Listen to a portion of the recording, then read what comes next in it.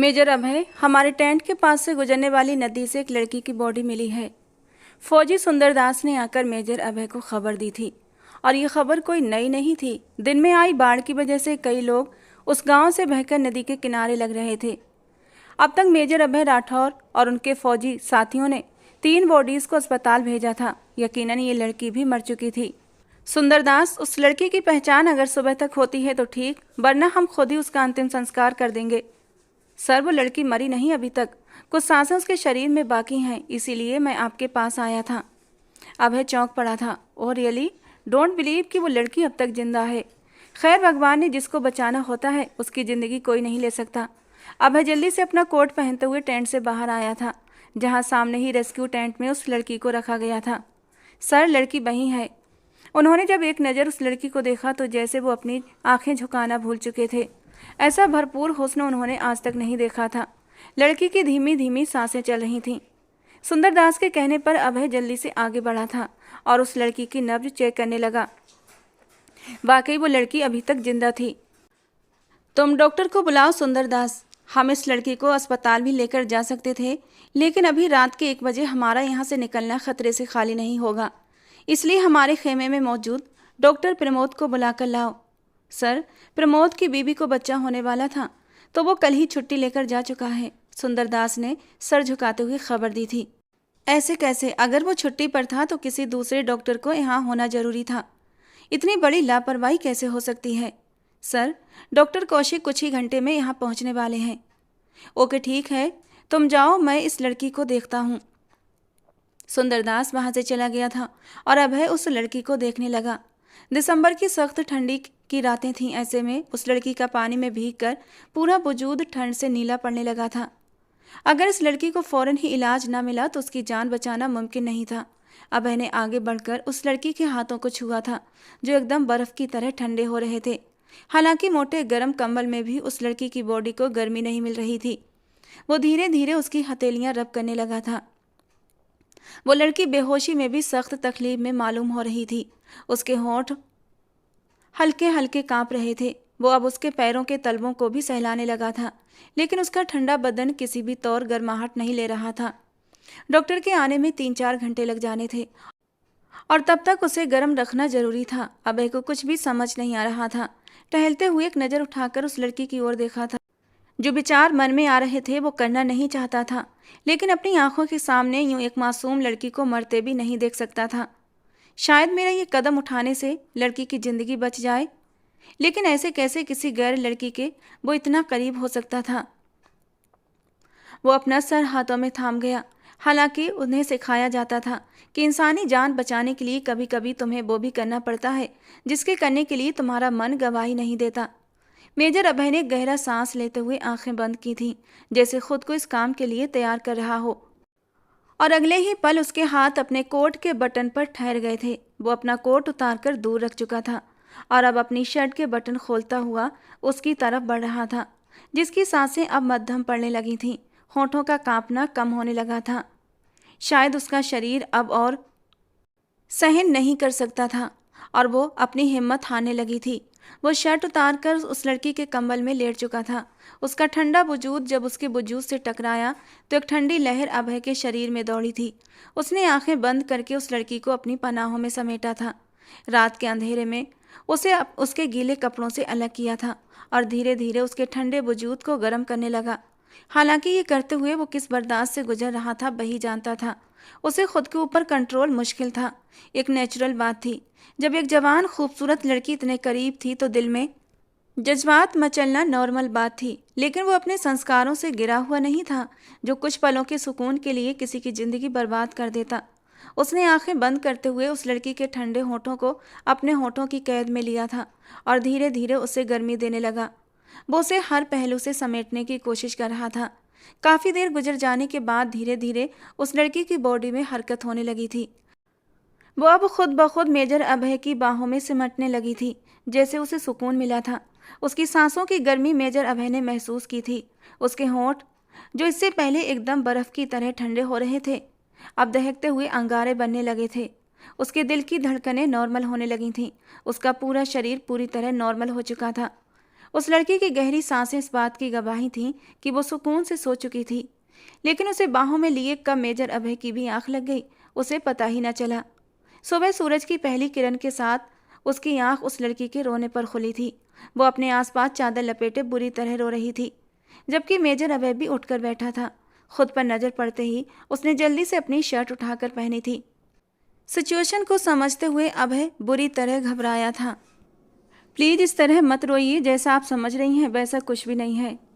इसमें समझने वाली बात तो कोई नहीं ना। मुझे सब कुछ अपनी आंखों से दिखाई दे रहा है। मेरा सब कुछ खत्म हो गया। काश ये सब देखने से पहले ही मैं मर चुकी होती। वो लड़की हाथों में चेहरा देकर बुरी तरह फूट फूट कर रो पड़ी थी। शायद वो काफ़ी देर से रो रही थी, क्योंकि उसकी आंखें रोने की वजह से गुलाबी होने लगी थीं। गाल और नाक भी लाल टमाटर हो चुके थे। अभय जल्दी से शर्ट के बटन बंद करता हुआ उसके करीब आया था और वो थोड़ा सा पीछे खिसकी थी।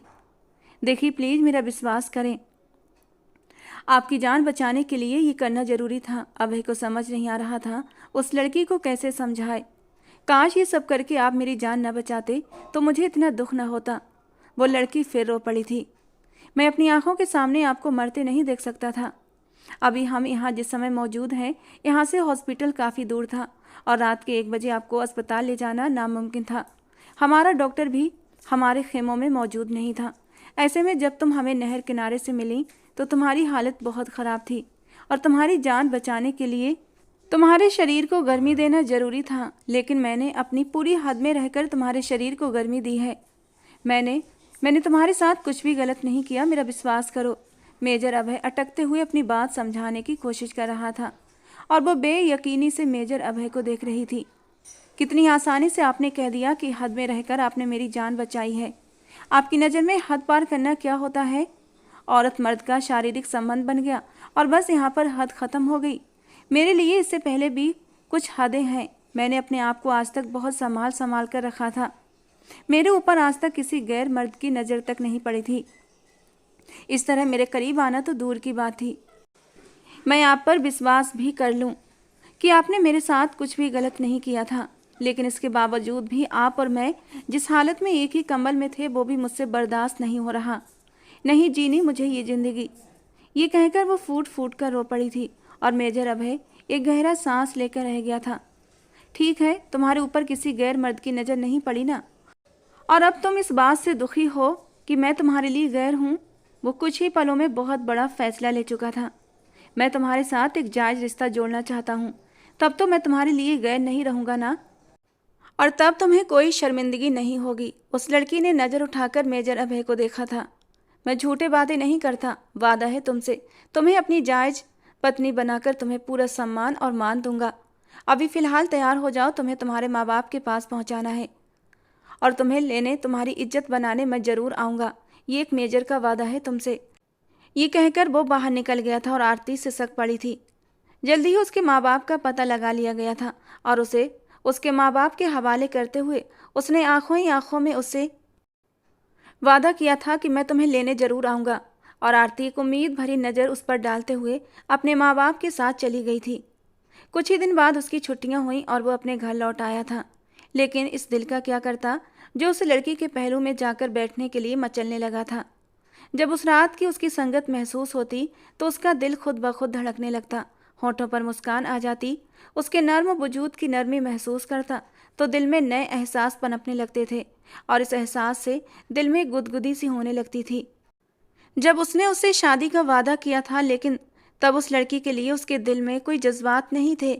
लेकिन जब से वो उससे दूर हुई थी उसे समझ आया था वो उसके लिए अपने दिल में फीलिंग्स रखने लगा है।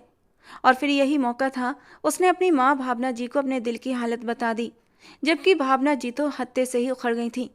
तुम सोच भी कैसे सकते हो कि तुम किसी भी ऐरी गैरी लड़की को उठाकर मेरी बहू बना दोगे? मेजर सुनील राठौर के बेटे हो तुम, जिनका नाम लोग एक गांव में नहीं आसपास के गांव में भी बहुत इज्जत और सम्मान से लेते थे। उसकी बहू इतनी मामूली से घराने से हरगिज भी नहीं। मैं तुम्हारी शादी ठाकुर प्रताप की बेटी के साथ तय कर चुकी हूँ और उसी से तुम्हारी शादी होगी। जबकि अभय अपनी माँ की बात पर हैरान हुआ था। मामा, बिना पूछे आपने मेरी शादी तय कर दी, ऐसा कैसे हो सकता है? इसमें पूछने वाली कौन सी बात थी? माँ हूँ तुम्हारी और तुम्हारी ज़िंदगी के फैसले लेने के हक रखती हूँ। लेकिन ये मेरी पूरी ज़िंदगी का सवाल है मम्मा, और मैं अपने दिल की मर्जी के बिना कुछ भी नहीं करूँगा। मैं आरती से ही शादी करूँगा। मैं उससे वादा कर चुका हूँ, और मैं भी ठाकुर प्रताप से वादा कर चुकी हूँ कि उसकी बेटी नंदिनी ही तुम्हारी बीवी बनेगी। तो आपका वादा तो उसी सूरत में पूरा होगा ना, जब मैं जिंदा बचूंगा, क्योंकि एक मेजर अपने वादे से मुकर जाए उसके लिए मरने के बराबर है, और मैं अपना वादा नहीं तोड़ सकता। अगर आपको मुझसे प्यार नहीं, मुझे मरते देखना चाहती हैं, तो बेशक उस लड़की से मेरी शादी करवा दें, मैं उफ तक नहीं करूँगा। और भावना जी यहीं पर आकर हार चुकी थीं, लेकिन उसी पल से उनके दिल में उस अनजान लड़की के लिए नफरत पनपने लगी थी। उन्होंने गहरा सांस लेते हुए अपने बेटे को देखा था, जो हमेशा से ऐसे ही जिद्दी था। ठीक है, मैं उस लड़की के साथ तुम्हारी शादी करवा दूंगी, लेकिन शादी मेरी शर्तों के अनुसार होगी। अभय चौंका था। कैसी शर्तें मम्मा? वो मैं बाद में बताऊंगी, पहले शादी तो करो। उनके चेहरे पर एक अजीब सी मुस्कान थी, जबकि मेजर तो इसी बात पर खुश हो गया था कि उसकी शादी आरती से हो रही थी। आरती जो अभय के वादे पर आस लगाए बैठी थी, अब उसकी आस टूटने लगी थी। वो अपने आप को आईने के सामने खड़े देख रही थी, अपने पूरे वजूद को घो रही थी, जो पूरी रात के लिए उस मेजर अभय की बाहों में रहा था। अब कैसे ये अपना आप किसी दूसरे के हवाले कर सकती थी, जबकि वो उसकी हर खूबसूरती से आशना हो चुका था। वो तो अब खुद को तन और मन से मेजर अभय का मान चुकी थी। उसे लगा कि वो झूठा वादा कर गया है, अब नहीं आएगा। लेकिन जब वो अपनी माँ के साथ रिश्ता लेकर आया तो उसकी खुशी का ठिकाना नहीं रहा था, और आज वो दुल्हन बनी उसके कमरे में बैठी उसका इंतजार कर रही थी। दिल में नेचुरल डर और झिझक समाई हुई थी, जो मोस्टली इस समय लड़कियों पर छाई होती है। साथ ही साथ उसने मेजर अभय के हवाले से न जाने कितने रंगीन ख्वाब बुन लिए थे, ये जाने बिना कि उसके ये सारे ख्वाब बस टूटने ही वाले थे। उधर मेजर अभय हसीन रात के सपने सजाए अपने कमरे की ओर बढ़ा था कि भावना जी एकदम उसके सामने आई थी। रुक जाओ अभय, कहाँ जा रहे हो? मम्मा कैसी बातें कर रही हैं आप? अपने कमरे में और कहाँ? शायद तुम भूल रहे हो, मैंने तुमसे कहा था शादी कर लो, लेकिन शर्तें मेरी होंगी, और अब उन शर्तों को पूरा करने का टाइम आ गया है। कैसी शर्त मम्मा? अभय का दिल धड़का था। शर्त यही है कि जब तुमने शादी की बात की थी तो मैंने बाबा जी से बात की थी।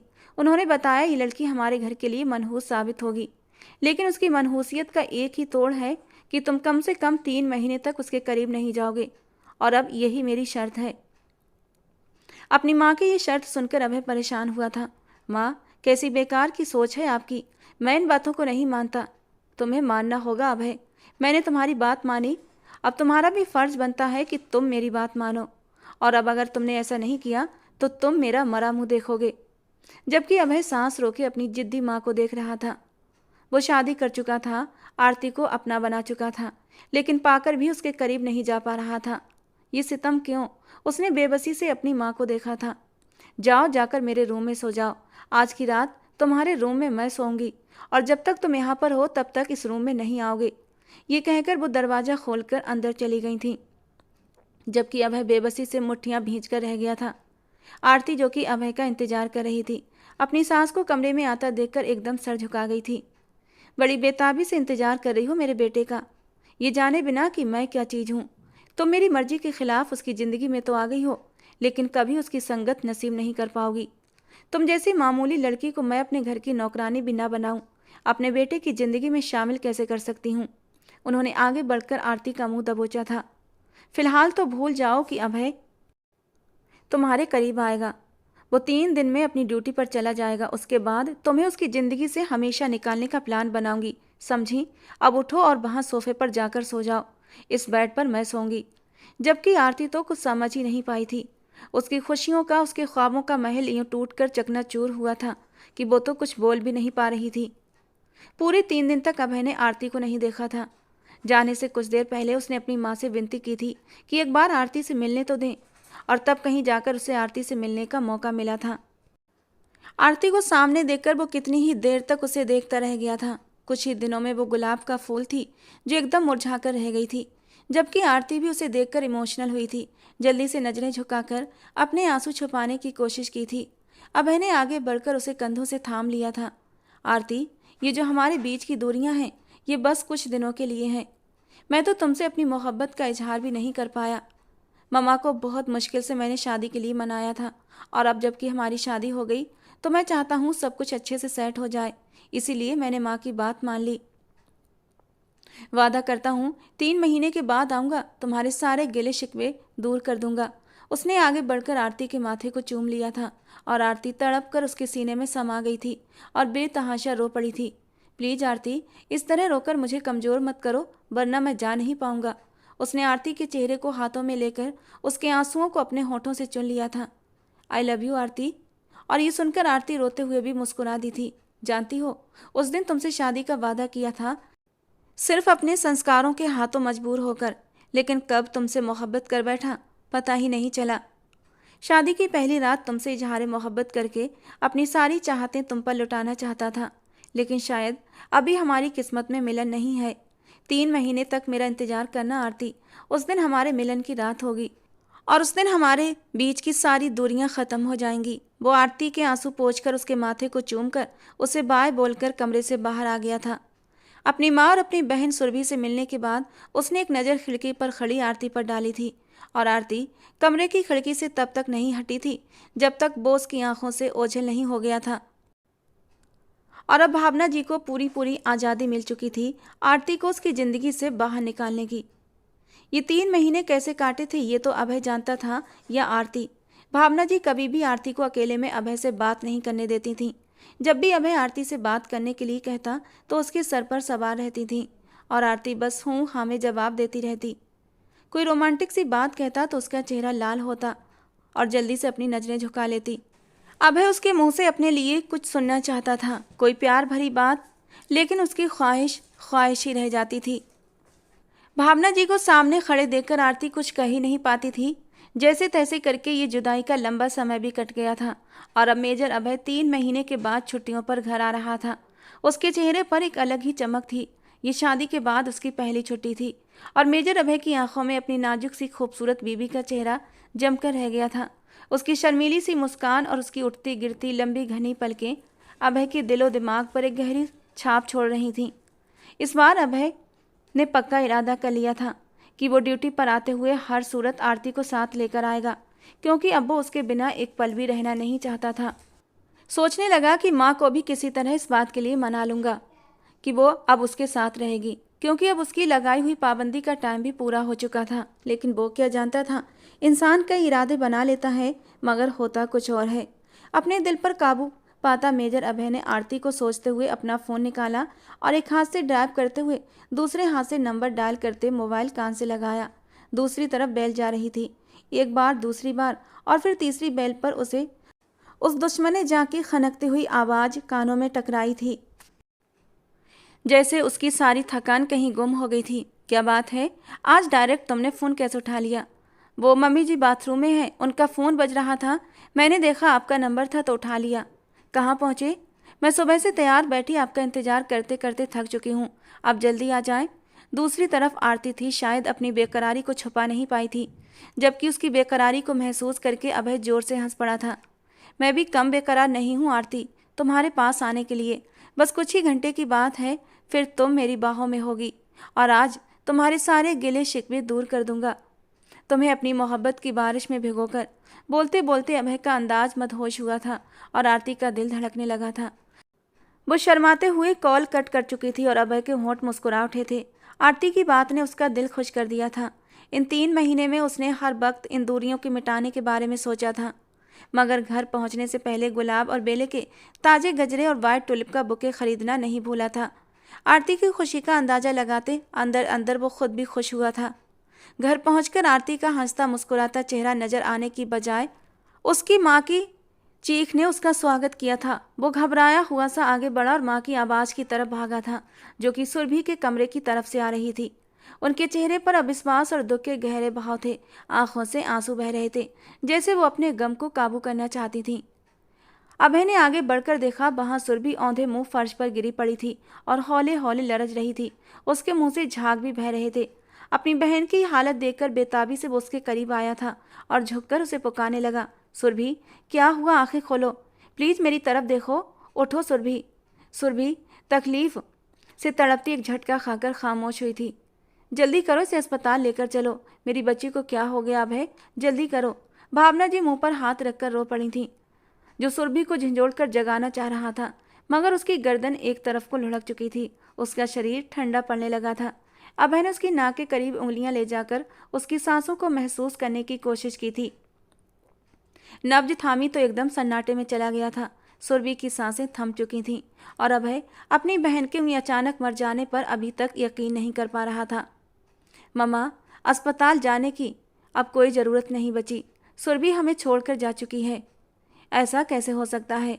मैं उसको बिल्कुल सही सलामत छोड़कर गया था, फिर अचानक उसको क्या हुआ? बहती आंखों के साथ वो माँ की तरफ देखने लगा। चेहरे पर मायूसी और नामे हिलाता सर देखकर भावना जी की आंखें फटी की फटी रह गई थीं। नहीं अभय, ऐसा नहीं हो सकता। मेरी बच्ची हमें छोड़कर चली गई। मुझे विश्वास नहीं हो रहा। क्या बिगाड़ा था मेरी बेटी ने उस जालिम का? मार डाला मेरी सुरभि को, मेरी मासूम बच्ची को उसने। वो जोर जोर से चीखते हुए रो रही थी और अभय अपनी माँ की बात पर चौंक कर उनकी तरफ देखने लगा था। किसने मार डाला मम्मा? आप कहना क्या चाहती हैं? कौन है मेरी बहन की मौत के पीछे? अभय की आंखों में जैसे खून उतर आया था। तुम्हारी बीवी ने मार डाला मेरी बच्ची को। अरे उसने क्या बिगाड़ा था तुम्हारी बीवी का? हर वक्त हंसती मुस्कुराती मेरी फूल सी बच्ची, उसको इतनी बुरी लगने लगी कि जान ही ले ली। ऐसा तो कोई दुश्मन के साथ भी नहीं करता जैसा तुम्हारी बीवी ने इस मासूम के साथ किया है। भावना जी जोर जोर से रो रही थी। मम्मा, आप ऐसा कैसे कह सकती हैं?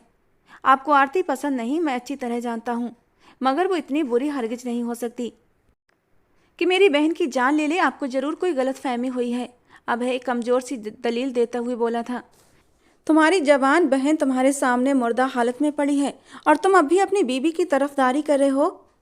तुम्हें लगता है मैं झूठ बोल रही हूँ? देखो अपनी बहन की हालत, जिसके मुंह से झाग निकल रहे हैं और जिस्म नीला होता जा रहा है। क्या ये सब देखने के बाद भी तुम मुझे गलत कहोगे? उसके अलावा इस घर में होता ही कौन है? तुम कहना क्या चाहते हो? क्या मैं खुद ही अपनी फूल सी बच्ची को मारूंगी? मैं एक माँ हूँ, मैं ऐसा कैसे कर सकती हूँ अभय?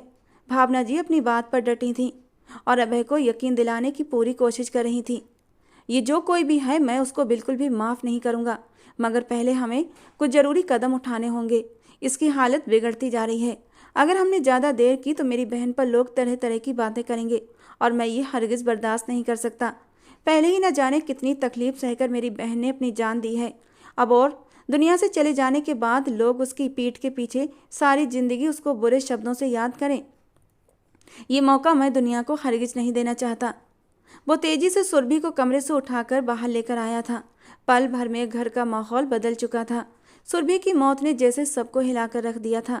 चीख पुकार की आवाज़ों ने धीरे धीरे गली मोहल्ले वाले और रिश्तेदारों ने हवेली में आना शुरू कर दिया था, जहाँ सुरभि की माँ भावना जी गम से निढाल सुरभि सुरभि पुकार रही थीं। अचानक जवान मौत पर हर आंख भरी हुई थी, मगर ये भगवान की करनी थी। उसे ऐसे ही दुनिया से जाना था। अब वह किसी से बात नहीं करना चाह रहा था, मगर लोगों के इकट्ठा हो जाने पर भावना जी सबके सामने रोते हुए सीना पीट रही थी।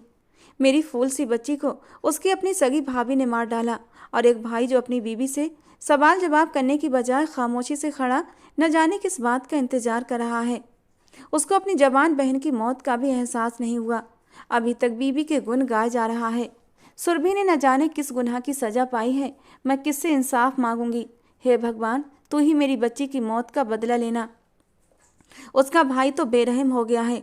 किसी ने सच कहा है, बीवी के सामने मर्द को कुछ भी दिखाई नहीं देता।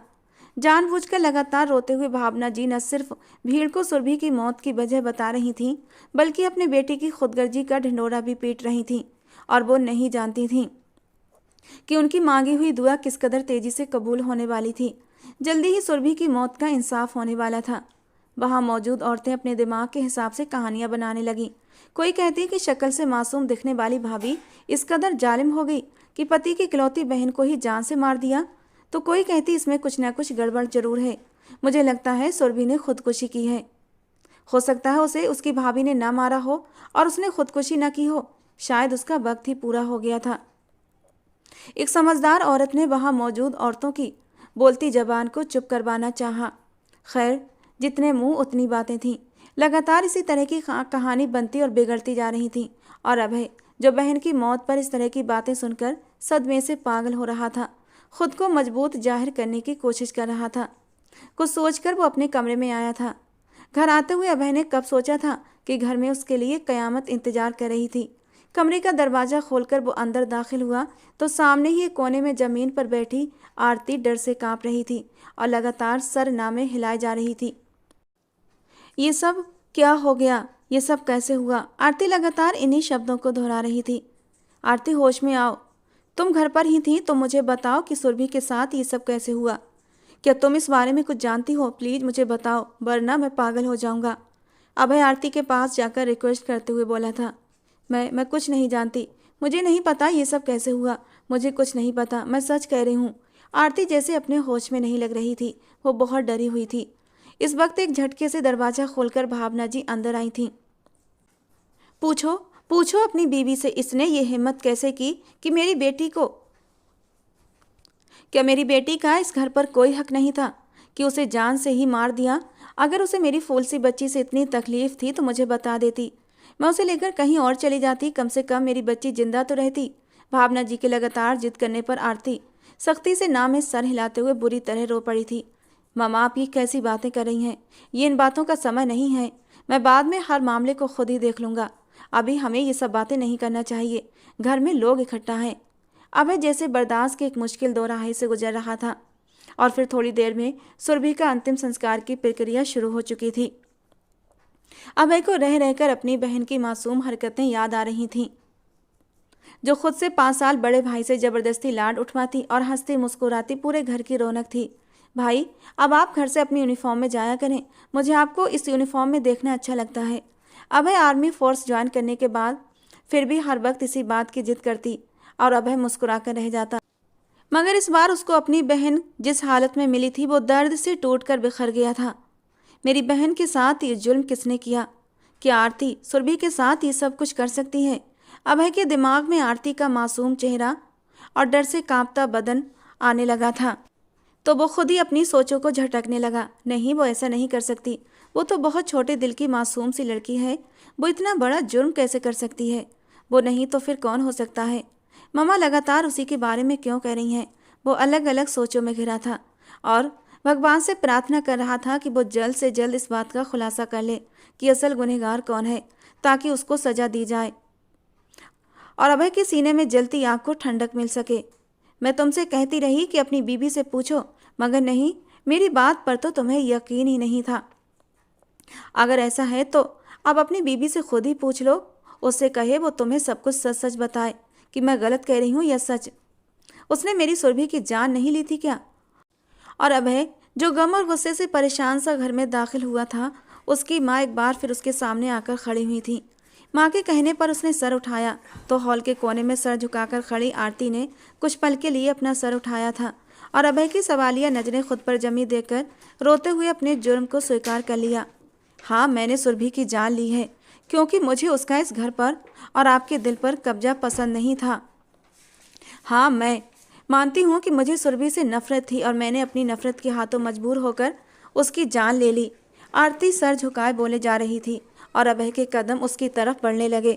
उसकी आंखों में नफरत से चिंगारियां फूट रही थीं। ऐसा महसूस होता था वो आरती को कुछ ही पल में जलाकर राख कर देगा। वो अपनी बहन से इतनी ही मोहब्बत करता था कि उसे उस तकलीफ से दो चार करने वाले को जिंदा जला देता। ये तुम कह रही हो आरती? तुम जानती हो ना, सुरभि मेरी बहन थी और जो तुम कह रही हो उसके अनुसार तुम उसकी कातिल हो और कत्ल की सज़ा किस कदर संगीन होती है तुम्हें इस बात का अंदाज़ा भी है। मेरी बहन को तुमने क्यों मारा? ऐसा कैसे कर सकती हो? मेजर अभय जैसे आरती के शब्दों को दोबारा से सुनना चाहता था। मैं किसी सज़ा के बारे में नहीं जानती अभय, ना ही मैं नफ़रत में ये जान पाई थी कि जो कदम मैं उठा रही हूँ उसके बाद मेरा क्या होगा। आप मुझे पुलिस के हवाले कर दें, फांसी चढ़ा दें या खुद ही गोली मार दें, जो चाहें करें, मगर मुझे बार बार इस जुर्म की गवाही न लें। मैं आपको एक बार बता चुकी हूँ, अब आगे नहीं बताऊंगी। वो झुके सर के साथ दबी दबी आवाज़ में बोले जा रही थी और अचानक ही अभय का हाथ उठा और उसके नाजुक से गालों पर अपने सख्त हाथ की छाप छोड़ चुका था। सजा तो तुम्हें ज़रूर मिलेगी, मगर पहले जुर्म साबित हो जाए, फिर मैं खुद अपना गुस्सा ठंडा करूँगा। उसके बाद तुम्हें कानून के हवाले करूँगा और तुम्हें इस कदर भयानक सज़ा दिलवाऊँगा कि तुम सारी ज़िंदगी याद रखोगी। अभय के बोलने का अंदाज सर्द और पथरीला था। अभय, जब लड़की ने अपने मुंह से स्वीकार कर लिया कि वही कातिल है, तो फिर किसी की गवाही की गुंजाइश कहाँ रहती है? तुम्हें पहली फुर्सत में इसे पुलिस के हवाले कर देना चाहिए ताकि ये अपने अंजाम को पहुंच जाए। इस वक्त शायद ये भी अपने किए पर पछता रही है, इसलिए इसने सच बोल दिया है। कहीं ऐसा ना हो ये अपने शब्दों से मुकर जाए और बाद में तुम्हें कोई ठोस सबूत भी ना मिल पाए जिससे तुम कातिल का पता चला सको। इसलिए बेहतर है इसको अभी इसी वक्त पुलिस के हवाले करो। जुर्म को साबित करवाना पुलिस का काम है और ये काम तुम उन्हीं को करने दो तो ज़्यादा अच्छा होगा। भावना जी की बात सुनकर वो सोफे पर अपना सर पकड़कर बैठ चुका था और फिर भावना जी ने अभय की एक न सुनी आरती को पुलिस के हवाले कर दिया। अभय ने घर की एक एक चीज को छान लिया था, मगर इस बात का कोई ठोस सबूत उसके हाथ नहीं लगा था कि सुरभि को जहर कैसे दिया गया था। वो हर पहलू पर गौर करने लगा था। वो ये बात मान ही नहीं सकता था कि आरती जैसी सादा मिजाज और मासूम सूरत की लड़की इस कदर बड़ा कदम उठा सकती है। वो तो अपनी सास की तंजिया बातों को भी सर उठाकर जवाब देने की हिम्मत नहीं कर पाती थी, फिर किसी की जान कैसे ले सकती थी। मगर उसने अपने जुर्म को स्वीकार तो खुद ही किया था ना, और मेजर अभय जैसे इंटेलिजेंट बंदे का दिमाग खाली होकर रह गया था। वो सच और झूठ की पहचान नहीं कर पा रहा था। शायद अपनी बहन की अचानक मौत ने उसको सोचने समझने की सुध बुध से खाली कर दिया था। मेजर अभय, मैंने अपनी पूरी कोशिश की है और हर तरह से आरती से सवाल किए हैं, लेकिन मुझे किसी पहलू से वो मुजरिम नहीं लगती। उसकी बॉडी लैंग्वेज भी किसी गुनहगार या कातिल जैसी हरगिज नहीं है। कातिल की आंखों में नफरत या फिर शर्मिंदगी होती है, मगर उसकी निगाहों में सिर्फ डर है। मैंने अपनी ज़िंदगी में कई औरतें जुर्म करने वाली देखी हैं और रोज़ कई तरह के मुजरिम मेरे पास लाए जाते हैं, मगर ये उनसे बिल्कुल अलग है। मेरा कई सालों का अनुभव कहता है ये लड़की बहुत ज़्यादा डरी हुई है और हो सकता है किसी दबाव में आकर अपना जुर्म स्वीकार कर रही हो, जो कि इसने किया ही ना हो, और अब सजा का सोचकर डर के मारे बुरी तरह काँप रही है। इंस्पेक्टर, क्या आपको यकीन है ये डर की वजह से बयान देने पर मजबूर हुई है? मेजर अभय ने पूछा। उसका बयान 3 तरह का है। मेरे सामना करते ही उसके माथे पर पसीना आने लगता है, मुझसे नजरें नहीं मिला पाती। पहले दिन उसका बयान था कि मैंने नफरत में अपनी ननद को मारा। मैंने उसे जहरीली बूटी दी थी और बाद में पता चला कि वो तो इस बारे में खुद भी नहीं जानती कि क्या चीज़ जहरीली है और क्या नहीं। मैंने उसे थोड़ा टॉर्चर भी किया कि शायद वो सच्चाई बता दे, मगर सब बेकार गया। अगले दिन मैंने उसे दोबारा बुलाया तो कहने लगी कि मैंने नहीं मारा, मगर जल्दी ही अपनी बयान की सफाई देने लगी कि गलती से एक्सपायर दवा उसको खाने को दी थी क्योंकि उसके सर में दर्द था। उसका जिक्र करते हुए उसके शब्दों में गहरा दर्द भी महसूस होता है, जैसे उसको सुरभि की मौत का बहुत दुख है। जबकि कल उसका बयान था कि उसको सांप ने डस लिया था और सांप मैंने उसके पास लॉन में देखा था, मगर मैंने उसे बताया नहीं कि मेरा काम आसान हो जाए, क्योंकि वो मुझे अच्छी नहीं लगती थी, मुझ पर रोज़ झगड़ती थी, इसीलिए मैं उसको मारना चाहती थी। अब आप बताएं कि उसकी मौत लॉन में हुई थी? नहीं ना।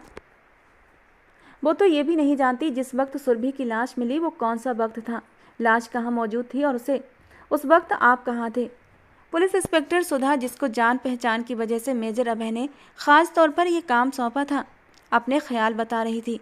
उसके सेल फोन से भी कोई ऐसी कॉल या मैसेज रिकॉर्ड नहीं मिला। बस वो खुद को ही सुरभि की मौत का जिम्मेदार ठहरा रही है और यही उसका फोकस है। सर, कहीं ऐसा न हो जाए कि वो मासूम नाजायज़ सज़ा पा जाए और बाद में आपको पछतावा हो। पुलिस इंस्पेक्टर अपनी बात पर थी, मगर फिर मुझे अपनी बहन के मुजरिम का पता कैसे चलेगा? मैं आगे क्या करूं, मुझे कुछ समझ नहीं आ रहा। मेजर अभय का दिमाग काम नहीं कर रहा था। घर पर आने जाने वालों का और अपनी माँ पर भी आपको अच्छी खासी नज़र रखना चाहिए। हर छोटी से छोटी बात को आप खुद गहराई से नोटिस करेंगे तो कुछ ना कुछ ज़रूर सबूत मिलेंगे। हो सकता है सुरभि किसी वजह से खुद ही अपनी जान ले चुकी हो, मगर आपकी माँ या आपकी बीवी ये बात छुपाना चाहती हो। पुलिस इंस्पेक्टर ने एक नया पहलू सामने रखा था। आप कहना क्या चाहती हैं? मेजर अभय की गैरत को ये बात स्वीकार न हुई थी। मेजर अभय साहब, आजकल की लड़कियां बहुत जज्बाती हो गई हैं। अक्सर इस तरह के केसेस होते हैं कि घर वालों को लगता है हमारी बेटी पढ़ने गई है, मगर पुलिस इंस्पेक्टर ने अपनी बात अधूरी छोड़ी थी। मतलब साफ था, ऐसा नहीं हो सकता। मैं अपनी बहन को पूरी आज़ादी दे चुका था, वो मुझे सब बताती थी, तो इस तरह की बात मुझसे क्यों छुपाती? हमारे घर का हर इंसान आज़ाद ख्याल है। अभय के तेवर बिगड़े थे। कुछ भी मुमकिन है। आप खुद अपनी बीवी को भरोसे में लेकर उससे जानने की कोशिश करें सर। मैंने महसूस किया है कि वो आपसे बहुत प्यार करती है। जब भी आपका नाम आता है तो उसकी आंसुओं से भरी आंखें चमकने लगती हैं आप उसे अपने तरीके से पूछेंगे तो वो आपको ज़रूर बताएगी। और फिर मैं ज़्यादा देर तक आपकी बीबी को बिना किसी वजह के यहाँ पर नहीं रख सकती, ये आप भी अच्छी तरह जानते हैं। आज मैं छुट्टी पर जा रही हूँ। अगर कोई सीनियर विजिट कर लेता है तो फिर मैं और आप मुश्किल में फंस जाएंगे। आज ही उनको यहाँ से ले जाएं। घर पर नहीं रख सकते तो किसी होटल या फ्लैट में रखें और अपने साथ का यकीन दिलाएं और सच्चाई जानने की कोशिश करें। आरती, मैं तुम्हारी जुबान से सुनना चाहता हूँ। मुझे सब सच सच बताओ। अगर तुम्हें किसी पर शक है तो बताओ, कुछ भी ऐसा जिससे हमें सच्चाई जानने में मदद मिले। तो मुझे कुछ भी मत छुपाओ। अगर किसी तरह का झूठ बोल रही हो तो सच बता दो। बाद में मैं तुम पर किसी भी तरह का तरस नहीं दिखाऊंगा और पुलिस के हवाले कर दूंगा। तुम खुद जानती हो, एक जवान और खूबसूरत लड़की अगर थाने में लावारिस हो तो उसके साथ किस तरह का सलूक किया जाता है। और तुम्हें मेरी बात पर यकीन ना आए तो कान खोलकर सुन लो। मैं 3 तक गिनूंगा।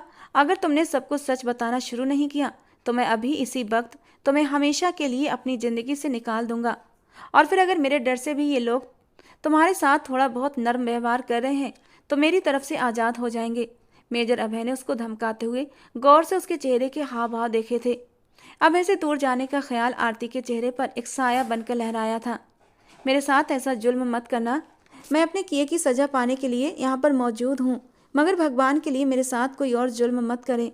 आरती उसकी बात पर बेहद दुखी हुई थी। आज अभय के बोलने का अंदाज बिल्कुल सर्द और अजनबी था। हरगिज नहीं, मैं तुम्हें अभी और इसी वक्त अपनी ज़िंदगी से निकाल दूंगा, हमेशा के लिए तुम्हें तलाक देकर। अगर मुझे सारी सच्चाई न बताई तो, अभय ने गुस्से से सलाखों को मजबूती से थाम कर उसकी आंखों में देखते हुए कहा था। तुम्हारी खामोशी तुम्हें और भी शक में डाल रही है। अगर तुम चाहती हो मैं तुम्हें तलाक ना दूं तो तुम्हें बिना किसी डर के मुझे सब कुछ बताना होगा। मेरा यकीन करो, अगर तुम बेकसूर हो तो मुझे हर कदम पर अपने साथ पाओगी। तुम्हें बचाने के लिए मैं हर किसी से लड़ने को तैयार हूँ, मगर सिर्फ उस सूरत में कि तुम मेरी बहन की कातिल ना हो। सोच लो तुमने क्या फैसला करना है। मैं गिनती शुरू करने वाला हूँ। उसने आरती के हाथ में उम्मीद की डोर थमाई थी और साथ ही साथ तलाक का कहकर डरा भी दिया था। और उस पर प्रेशर डालने के लिए उसने उल्टी गिनती शुरू कर दी थी और आरती का रंग सफ़ेद पड़ने लगा था। 3, 2, 1। मेजर अभय ने गिनती पूरी कर दी थी। ठीक है, तुमने कल ही अपनी मनमानी, अब मैं अपनी करूँगा। हवलदार पांडे, तलाक के पेपर दो मुझे। उसने हवलदार पांडे को इशारा किया जो कुछ पेपर हाथ में लिए खड़ा था, जो कि एक खाके एनवलप के अंदर थे। एनवलप के अंदर सादा पेपर थे जिन्हें दिखाकर वो सिर्फ आरती को डराना चाहता था और उसके मुंह से सब कुछ सच सुनना चाहता था। उसकी ये कार्रवाई देखकर आरती के पैरों पर जैसे जान न रही थी और वो जमीन पर गिरती चली गई। उसके गिरने पर अभय ने गहरा सांस लेकर उसकी ओर देखा था। कुछ देर में इंस्पेक्टर सुधा वहाँ पर मौजूद थी। क्या हुआ सर, अभी तक आपने कोई फैसला नहीं किया? मेजर अभय। वो अभय के चेहरे पर सख्त पथरीले भाव देख चुकी थी। ये बेहोश हो गई है। मैंने पहले ही बताया था कि इन पर गहरा दबाव है। दूसरों की बातों पर यकीन करने की बजाय इससे नरमी से पेश आएं और सच्चाई को जानने की कोशिश करें। अगर आपने ज़्यादा प्रेशर डाला तो ये ज़रूर होगा कि इसकी जान जा सकती है। कोई भी इंसान अपनी हिम्मत से ज़्यादा बोझ नहीं सह सकता। अभय ने अपने तने हुए भाव ढीले छोड़े और ख़ुद भी समझ नहीं पा रहा था कि वो ठीक कर रहा था या गलत। लॉकअप से निकाल कर वो आरती को बाहों में उठाते हुए अपनी गाड़ी की तरफ चल पड़ा था। पिछली सीट पर सावधानी से लिटाते हुए चेहरे पर पानी के छींटे मारे तो आरती थोड़ा सा कसमसाई। आंखें खोलो आरती, प्लीज़ मेरी बात सुनो। मैं तुम पर भरोसा करने के लिए तैयार हूँ। कुछ नहीं पूछूंगा तुमसे अब, बस तुम ठीक हो जाओ। अभय उस पर झुका, उसको होश में लाने की कोशिश कर रहा था। उसने आंखें खोलकर आसपास देखा और फिर हैरत से सवाल किया, मैं यहाँ पर कैसे आई? आप मुझे कहाँ लेकर जा रहे हैं? वो बेयकीनी से अभय की तरफ देख रही थी। तुम ठीक हो? वो उसको नरमी से पूछ रहा था, मगर उसकी सवालिया निगाहों को खुद पर जमा देखकर गहरी सांस लेते हुए बोला, ठीक है, तुम चिंता मत करो, हम घर जा रहे हैं। मुझे तुम पर कोई शक नहीं, मगर शायद सच्चाई जानने की खातिर तुम्हें मैंने ज़्यादा ही दबाव में डाल दिया था कि तुम इस हाल को पहुंच गई। हो सके तो मुझे माफ़ कर देना। वो उसे तसल्ली देता हुआ ड्राइविंग करने लगा था और गाड़ी आगे बढ़ा दी। आगे बेटा, लेकिन इसको साथ क्यों लाए हो? क्या तुम्हारा खून इस कदर सफ़ेद पड़ चुका है कि तुमसे बस 3 दिन में ही सब्र न हुआ और आज तुम इसको अपने साथ लिए चले आए? इतना सब कुछ होने के बाद भी तुम कैसे मर्द हो, कैसे भाई हो कि बहन के कातिल को घर ले आए? तुम्हें क्या सिर्फ इतना ही याद है कि ये तुम्हारी बीवी है? क्या तुम्हें अपने बहन की मासूम सूरत याद नहीं आती? भावना जी बेटे को घर में दाखिल होता देखकर तो सुकून से हुई थी, मगर उसके पीछे आती आरती को देखकर उनके चेहरे पर गुस्सा आया था। एक पल भी नहीं लगा बेटे को खूब शर्मिंदा किया था। वो पहले ही आरती पर बहुत प्रेशर डाल चुका था, अब और कुछ करना नहीं चाहता था। उसका दिल गवाही नहीं देता था कि आरती ने सुरभि को मारा है, और जब तक उसे ठोस सबूत नहीं मिल जाते वो आरती को तकलीफ देना नहीं चाहता था। इसलिए खामोशी से आरती का हाथ थामे अपने कमरे की तरफ बढ़ गया। कमरे में दाखिल होकर अपने हाथ में दवा खाकी लिफाफा निकाला और ताज़ा मोतिये के फूल वाले गजरे निकाल कर आरती के बालों में सजा दिए। देखो आरती, मेरी बहन की मौत को 3 दिन हुए हैं और मैं तुम्हें गजरे खरीद कर पहना रहा हूँ। इसी से अंदाज़ा लगा लो तुम्हें कितना चाहता हूँ। तो तुम्हारा भी तो फ़र्ज बनता है ना कि अपनी पति की खुशी का ख्याल रखो। हमारे बीच के मैं सारे फासले मिटा देना चाहता हूँ। अभय पुरानी टोन में लौट आया था और आरती का हाथ थामे छोटे छोटे कदम उठाता बेड तक जा पहुँचा। नहीं प्लीज़ ऐसा मत करें। आरती के चेहरे पर घबराहट और डर सिमट आया था। मगर क्यों? मैं तुम्हारा पति हूँ, तो क्यों तुम मुझसे खुद को दूर रखना चाहती हो? तुम जानती हो आरती, ये 3 महीने मैंने कैसे तड़प तड़प कर गुजारे हैं। एक इंसान हूँ मैं और मेरे भी कुछ जज्बात हैं। तुम्हारे साथ आखिर प्रॉब्लम क्या है आरती? वो चिढ़ गया था, अब और बर्दाश्त नहीं कर सकता था। बस मैंने बहुत देख लिए तुम्हारे नखरे, आज मैं कोई बहाना नहीं सुनूंगा। वो गुस्से से बिखर कर बोला था। वो जानता था इस वक्त आरती दिमागी तौर पर परेशान है, इसलिए वो उसे सुकून ही तो देना चाहता था। अपनी संगत में अपनी बाहों में समेट कर उसे एहसास कराना चाहता था कि वो उसके साथ है। उसने आरती को अपने करीब करके अपने सीने से लगाया तो उसकी सिसकियां कमरे में गूंज उठी थीं। धीरे धीरे अपने होठों से उसने आरती के वजूद को चूमना शुरू कर दिया और वो अपना सांस रोके खड़ी थी।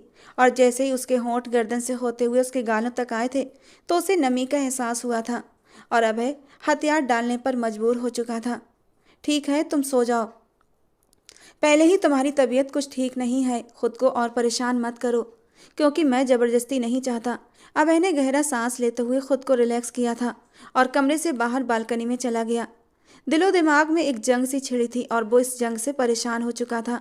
वो अंधेरे में कुछ तलाश कर रहा था, वो अंधेरा जो उसकी ज़िंदगी में दाखिल होकर हर तरफ फैलता जा रहा था, जिसमें गुम होकर वो अपनी बहन के कातिल को तलाश नहीं कर पा रहा था। जिस वक्त वो घर में दाखिल हुआ था उसकी माँ की चीख उसके कानों में पड़ी थी और वो तेजी से अपनी माँ की चीख की तरफ लपका था, मगर उस वक्त वहाँ आरती नहीं थी। भावना जी वहाँ पर अकेली थीं। फिर वो आरती को क्यों कातिल बता रही थीं? सुरभि की मौत हादसा भी हो सकती थी। वो अलग अलग पहलुओं पर गौर कर रहा था, मगर कोई सिरा हाथ नहीं लगा। वो वापस बंद कमरे में आया जहाँ आरती न जाने कब की सो चुकी थी। वो भी काफ़ी थकावट महसूस कर रहा था, इसलिए सोना चाहता था। वो जैसे ही बालकनी के दरवाजे को बंद करने लगा उसने एक साया बाहरी दरवाजे से अंदर दाखिल होते देखा था, तो वो एकदम चौंका। फिर एक भी पल गवाए बिना वो कमरे से बाहर भागा था। सीढ़ियों के करीब खड़े होकर उसने वो साया बहुत ही तेजी से अपनी माँ के कमरे की तरफ जाते देखा था। अभय ने भी बिना कदमों की आहट पैदा किए उसी तरफ कदम बढ़ाए। हार्ट से वो अंदाजा लगा चुका था कि ये साया किसी मर्द का था। कमरे के दरवाजे पर पहुंचकर अंदर से आने वाली आवाज़ों पर गौर किया, मगर अगले ही पल उसके पैरों तले से जमीन खिसकी थी। उसका पूरा शरीर कांपने लगा था। अगर वो अपने कानों से इतनी भयानक हकीकत न सुन लेता तो कभी मरकर भी यकीन न करता। अभय की हिम्मत जवाब दे गई थी। जोरदार अंदाज में दरवाजे को लात मारते हुए वो अंदर दाखिल हुआ था। सामने सोफे पर एक अजीब से हुलिये वाला आदमी बैठा हुआ था। काली रंगत, ऊंचा चौड़ा वजूद, केसरिया कपड़े और खुद को एक चादर में लपेटे बैठा था। मगर सवाल ये था आखिर वो है कौन, और उसकी माँ उसके साथ इस कदर फ्रैंक अंदाज में घर के मामले क्यों डिस्कस कर रही थी, वो भी रात के समय। बेटी के अचानक कमरे में दाखिल होने पर वो बुरी तरह बौखला गई थी। कौन है ये इंसान जिसके साथ आप मेरी मासूम बहन के बारे में बात कर रही हैं? अभय बिना किसी लिहाज के दहाड़ कर पूछा था। बेटा तुम गुस्सा मत करो, मैं सब बताती हूँ। भावना जी ने खुश्क होंठों पर जबान फेरी थी। पहले इसे घर से निकालें। आप उसको अपने कमरे तक कैसे ला सकती हैं? जो शक्ल से ही छटा हुआ बदमाश लगता है। बेटा इनको कुछ मत कहो, ये बहुत पहुँचे हुए बाबा हैं। भावना जी के चेहरे पर डर के साए थे। जबान संभाल कर लड़के, मुझे गुस्सा मत दिलाओ, कहीं तुम्हारा हाल भी तुम्हारी बहन वाला ना कर दूं, जिसको तड़प। उस इंसान के शब्द पूरे होने से पहले अभय ने उसके गिरेबान से पकड़कर झटके से खड़ा किया था। मम्मा, मेरी बहन का कत्ल आरती ने नहीं किया था, तो आपने मुझसे झूठ क्यों बोला? वो जख्मी शेर बन चुका था। जबकि अभय की बात पर भावना जी का रंग सफ़ेद पड़ा था। अभय बेटा, मेरी बात सुनो, ये तुम बहुत गलत हरकत कर रहे हो। उनकी नाराज़गी में हमारा घर बिखर जाएगा। आप कैसी बातें कर रही हैं? अभय हैरत से मुंह खोले अपनी माँ की बातों को समझने से परे था। तुम बहुत बड़ी गलती कर रहे हो, मुझे जानते नहीं हो। मैं काली ताकतों को इस्तेमाल करता हूँ और जो चाहे कर सकता हूँ। अगर चाहूँ तो अभी खड़े खड़े अपनी ताकत का इस्तेमाल करके तुम्हें इस बदतमीजी पर जला डालूं। वो अपने गले पर अभय के हाथों को तरफ इशारा करते हुए खूंखार से अंदाज में बोला था। अभय की आंखों में खून उतर आया। बेटा, भगवान के लिए ऐसा मत करो, ये बहुत पहुंचे हुए बाबा हैं, इनके साथ इस तरह बदतमीजी मत करो। तुम नहीं समझोगे, मैंने जो भी किया तुम्हारे भले के लिए किया था, इसी में हम सबकी भलाई छिपी थी। मुझे मजबूर मत करो, मैं इस बारे में तुम्हें कुछ नहीं बताऊंगी। भावना जी के बोलने का अंदाज अब अजीब सा हो रहा था, जैसे वो बहुत ज़्यादा दहशत में हो। मेरी बहन की मौत में और उसका इल्ज़ाम मेरी बीवी पर लगाकर उसे गिरफ्तार करवाकर कौन सी भलाई छिपी थी? आपको ये सब नहीं करना चाहिए था। मैं आपको कभी माफ़ नहीं करूँगा। अभय का दिल खून के आंसू रो रहा था। सुरभि, मैंने तुम्हारे लिए बहुत अच्छे घर का रिश्ता देखा है। मैं चाहती हूँ कल जब वो लोग तुम्हें देखने आए तो उनकी खातिरदारी में कोई कमी नहीं होनी चाहिए। तुम कल अपनी फ्रेंड पूनम के साथ पार्लर चले जाओ और अपनी स्किन केयर करवा लो। पता नहीं क्यों इतनी सुस्त हो। एक वो लोग हैं जो हथियार कांटों से लैस होकर बड़े बड़े अफसरों को फांस लेते हैं और अपने छोटे घरों को छोड़कर बड़े घरों की रौनक बन जाती हैं। खैर छोड़ो, अब गुजरी बातों पर मिट्टी डालो। ऐसा कहने से अपना दिल ही जलता है। मैं पूनम से कह दूंगी, तुम 4 बजे उसके साथ जरूर चली जाना। समझ गई? भावना जी हर कदम पर आरती को बेइज्जत करना अपना फर्ज समझती थीं, जो अपना सर झुकाए उनके सामने सोफे पर बैठी थी। माँ, मेरी स्किन ऐसी ही है और मैं अपनी केयर भी करती हूँ। अब रंगत का क्या करूँ? ये सांवलापन तो मुझे आपसे मिला है। कुदरती रंग को पार्लर वाली कैसे बदल सकती है? और मुझे कोई रिश्ता विश्ता नहीं करना, मैं अभी पढ़ना चाहती हूँ।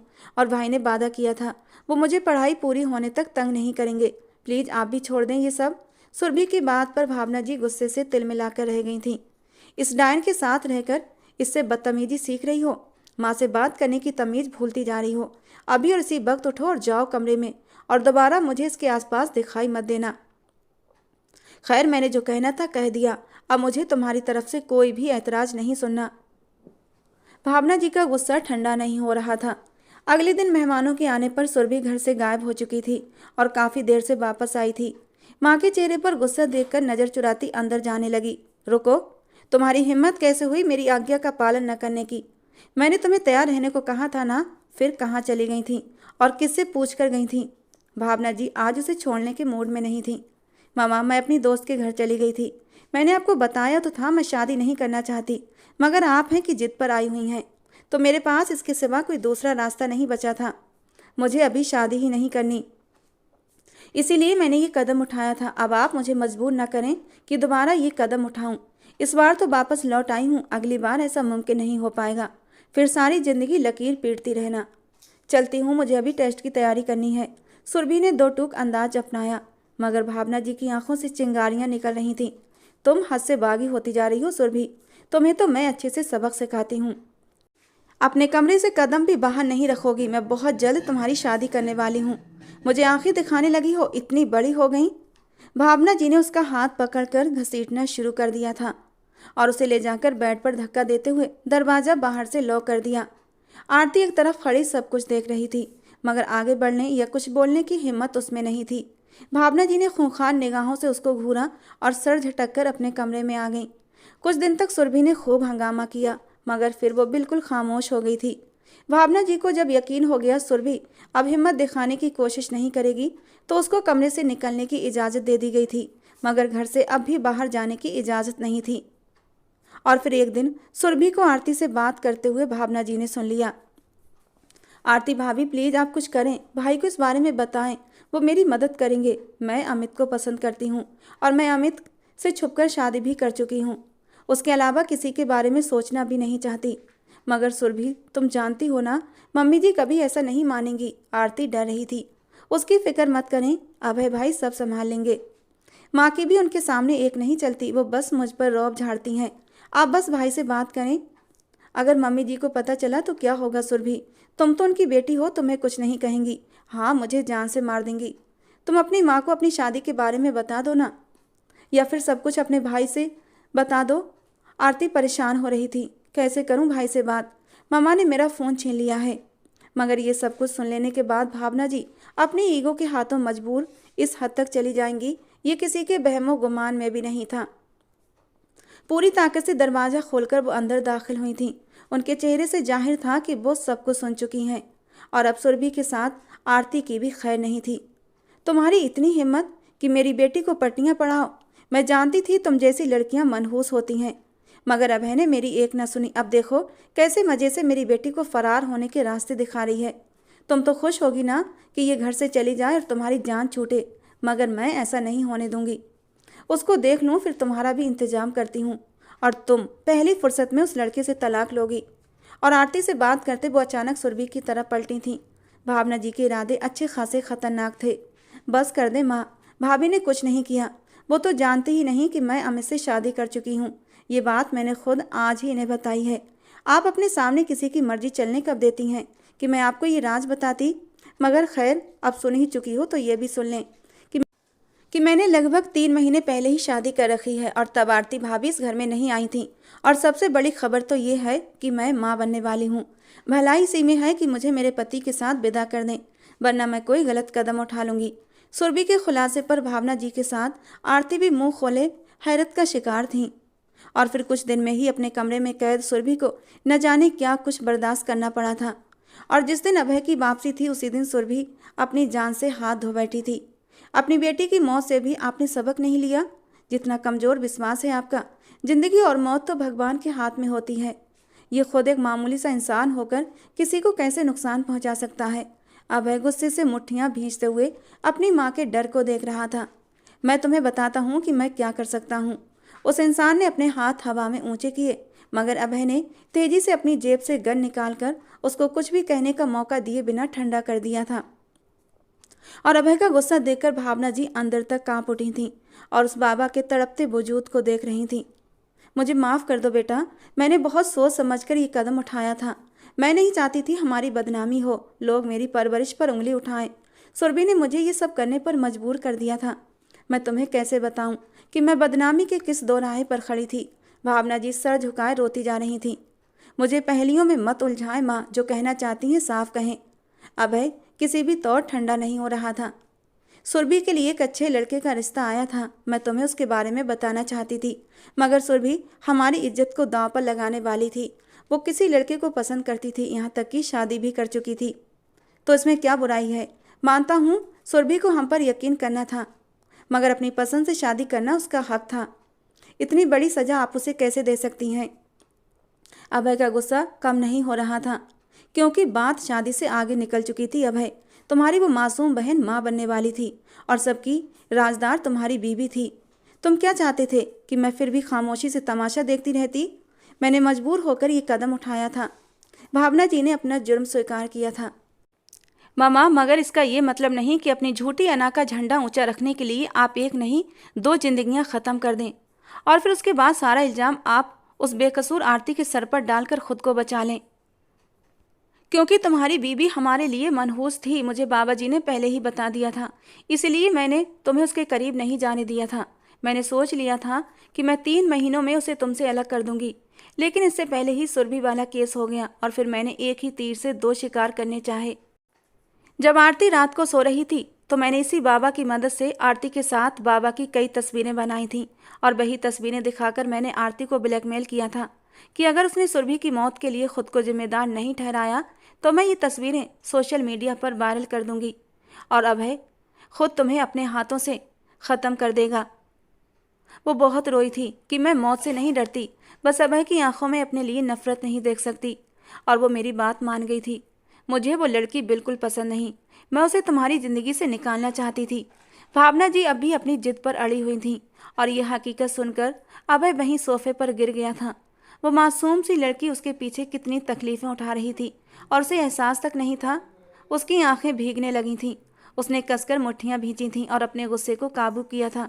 मामा, सुरभि की गलत हरकत पर आरती को मनहूस कहने की बजाय आपको अकल से काम लेना चाहिए था। बड़ा दिल करके सुरभि को माफ़ करके उसे उसके पति के साथ विदा करना था। हर बात का पर्दा रह जाता, बाकी जो उसका नसीब होता वो खुद जिम्मेदार होती। मगर आपने तो बेहिसी की हद कर दी। अपनी सगी औलाद को ही कहते कहते अभय का चेहरा लाल हुआ था। और आप ये बाबाओं के चक्कर में पड़ गई। जानती हैं ना ये कितना बड़ा पाप होता है। आपने इन झूठे और पाखंडी बाबाओं के कहने पर और उनके बताए तरीकों से मेरी मासूम बहन की जान ले ली। हाँ तो क्या करती, मैं पहले खुद ही अपने हाथों से उसे सज़ा देने वाली थी, लेकिन औलाद थी ना तो ना दे सकी। फिर मैंने बाबा का सहारा लिया। मैं सुरभि की कुछ इस्तेमाल की हुई चीज़ें बाबा को देने लगी और बाबा ने जैसा जैसा कहा मैं वैसा वैसा करती चली गई। और आज बाबा अपने बाकी के पैसे लेने आए थे। रात के वक्त मैंने ही उन्हें बोला था ताकि ये किसी की नज़र में ना आ सकें। तुमने बहुत बड़ी गलती कर डाली है। ये बहुत पहुँचे हुए बाबा थे। अब अगर तुम्हें कुछ हो गया तो मैं क्या करूँगी। भगवान से डरे माँ, अपनी औलाद के साथ ये सब करके बजाय शर्मिंदा होने के आप अब भी जिद पर अड़ी हैं। सोचें अपने भगवान को क्या मुंह दिखाएंगी, अपने आप को कैसे छुपाएंगी उससे। मैं आपको इस बात पर कभी माफ़ नहीं करूँगा। आपकी बात मानकर मैंने एक बेगुनाह लड़की को पुलिस के हवाले कर दिया। ये तो भगवान की कृपा थी कि मैं बगैर किसी सबूत के उस पर कोई तकलीफ नहीं आने दी, इसीलिए उसको वापस घर ले आया हूँ। पापी तो आप हैं और मैं उसे मुजरिम समझता रहा। मैं अब और इस घर में आपके साथ एक दिन भी नहीं रखूँगा उसे। समझ गई आप? आपकी तो नीयत पहले ही ख़राब थी। पहले दिन से ही आपको आरती से प्रॉब्लम थी कि मैंने खुद से लड़की पसंद की थी और वो भी आम से घराने की। आप जानती हैं मेरे लिए सिर्फ मेरे दिल की खुशी अहमियत रखती है। मेरी खुशी आरती में थी, मगर अफसोस आप जैसी माँ जो अपनी जिद और अना में खुदगर्जी में पूरी तरह डूबी हुई थीं, जो समझ नहीं सकती थीं। अब रहिए अपने इस घर में अपनी झूठी अना के साथ, जो आपको अपने बच्चों से ज़्यादा प्यारी है। वो गुस्से से वहाँ से जा चुका था और अब भावना जी को एहसास हो चुका था, लेकिन अब उनके पास पछतावों के सिवा कुछ न बचा था। वो अपने कमरे में आया जहाँ आरती अपने बेड पर लेटी हल्के हल्के काँप रही थी। सोते हुए भी उसके दिमाग पर डर सवार था। मुझे माफ़ कर दो आरती, ज़िंदगी में पहली बार हकीकत को पहचानने में नाकाम रहा और अनजाने तुम्हारी तकलीफ़ का कारण बना हूँ। मैं अपनी जिम्मेदारियों पर तुम्हें विदा कराकर इस घर में लाया था और मैं तुम्हारी खुशियों का रखवाला था, मगर ये फ़र्ज पूरा करने में बुरी तरह नाकाम हो गया हूँ। तुम्हारे लिए तकलीफ़ और दर्द का कारण बनकर बेहद शर्मिंदा हूँ। मैंने अपनी माँ पर भरोसा किया था, समझ ही नहीं पाया वो तुमसे इस कदर नफरत करेंगी कि तुम्हें बर्बाद करके रख देंगी। उस औरत से मैंने क्या गिला करूं जो अपनी सगी औलाद की ना हुई। मगर काश तुम तो मुझ पर भरोसा करती और मुझे सब कुछ सच बता देती। कम से कम तुम्हें इस तरह तकलीफ़ का सामना नहीं करना पड़ता। और क्यों तुम्हारी बेबसी महसूस नहीं कर पाया मैं तो तुमसे मोहब्बत का दावा करता था ना, मगर तुम पर भरोसा न कर सका, क्योंकि मैं अपनी बहन सुरभि से बहुत मोहब्बत करता था। उसकी मोहब्बत में सच और झूठ का अंदाज़ा न कर सका, मगर अब और नहीं, मैं तुम्हें खुद से दूर नहीं करूँगी। अपनी माँ की बात मानकर तुम्हें उनके रहमो करम पर छोड़ देना मेरी खुद की गलती थी। हो सके तो मेरी ये गलती माफ़ कर देना। मैं तुमसे बेहद मोहब्बत करता हूँ और अगर तुम्हें कुछ हो जाता तो मैं सारी ज़िंदगी खुद को कभी माफ़ नहीं कर पाता। काश तुम मुझ पर एक बार भरोसा कर लेती आरती, काश एक बार मुझ पर भरोसा करके देखा होता। मैं तुम्हें कभी मायूस नहीं करता। अभय ने आगे बढ़कर आरती को अपनी बाहों के घेरे में लेते हुए अपनी गलती स्वीकार की थी। अभय जब उसके पहलू में लेटते हुए और जब अभय ने उसे अपनी बाहों में समेटते हुए उसके माथे को चूमा तो आरती ने आंखें खोल दी थीं। वो सब कुछ सुन चुकी थी। अपने कानों से अभय और भावना जी की बातें वो सुन चुकी थी और वो बुरी तरह डर गई थी और उल्टे कदमों जाकर कंबल में घुसकर लेट गई थी। लेकिन उसका कांपना बंद नहीं हो रहा था। वो तो बहुत मासूम थी, दुनिया की चालाकियों से दूर, लेकिन जो हकीकत आज उस पर खुली थी वो बुरी तरह डर गई थी। वो अभय की बाहों में सिमट गई थी, उसके सीने में सर छुपाकर रो पड़ी थी और अभय ने उसे सीने से भींचकर उसके आंसुओं को पोंछ दिया था। और उस रात अभय ने आरती के हर जख्म पर मरहम लगाया था, अपनी पनाहों में उस पर मोहब्बत लुटाते हुए आरती को हमेशा के लिए अपना बना लिया था।